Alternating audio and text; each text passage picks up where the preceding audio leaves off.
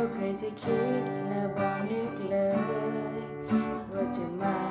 พบกันรู้สึกดีๆและเข้าใจกันมันก็เลยฮักกันนั่นคงเป็นความผูกพันที่มีต่อกันเสมอมานั่นคงเป็น